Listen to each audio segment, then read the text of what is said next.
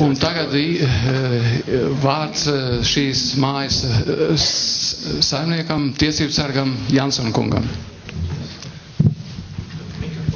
Nāc manā vietā. Nu, kaut kā ir. Paldies.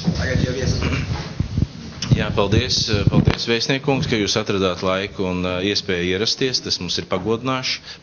Paldies, dāmas un kungi, ka jūs ieradāties uz juristdienu ietvaros organizēto pasākumu. Paldies Boroko kungam un juristbiedrībai, ka ir izraudzīts mūsu telpas, lai varētu runāt par izglītību, vērtību izglītību, jo nav noslēpums, un es domāju, ka ik viens piekritīs, ne tikai šeit klātesošais, bet arī Latvijas iedzīvotājs, ka bērni un izglītība tas ir viena no prioritārākajām, ja ne pati prioritārākā tēma, kam būtu jāpievērš uzmanība. Jo lēmums par izglītību bieži vien ir saistīts, vai galvenokārt saistīts ir ar ikviena cilvēka šo te nākotni.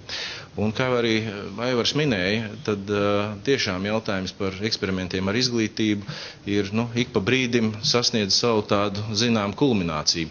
Kā piemēru var minēt statistikas datus, kas es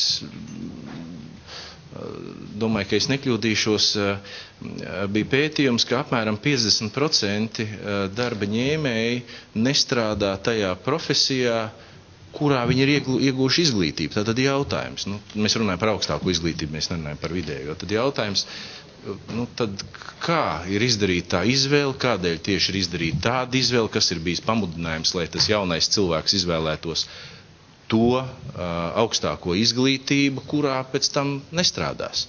Manuprāt, ka tas nav pareizi, par tām lietām ir jādiskutē, jārunā.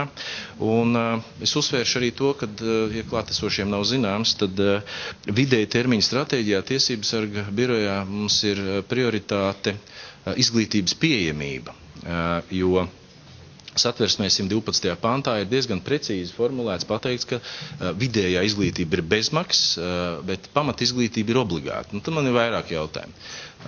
Kā tiek nodrošināta šī te obligātā pamat izglītība?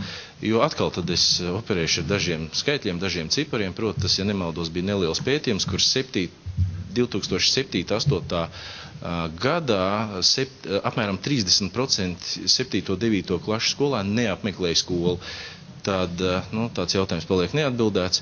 Un otrs, kas tad ir bezmaksas izglītība? Kas ietilp šī bezmaksas izglītības grozā? Analizējot gan normatīvo aktu bāzi, analizējot faktiski reālo situāciju, kāda ir, kur mēs esam saņēmuši arī iesniegums no vecākiem un skolotājiem, tad pilnīgi noteikti mēs varam izdarīt secinājumu, ka izglītība nav bezmaksas, un kas ir, manuprāt, pavisam slikti, ka nav arī noteikti šīs te proporcijas, kam ar kādām finansēm vai ar kādu līdzdarbību ir jāpiedalās.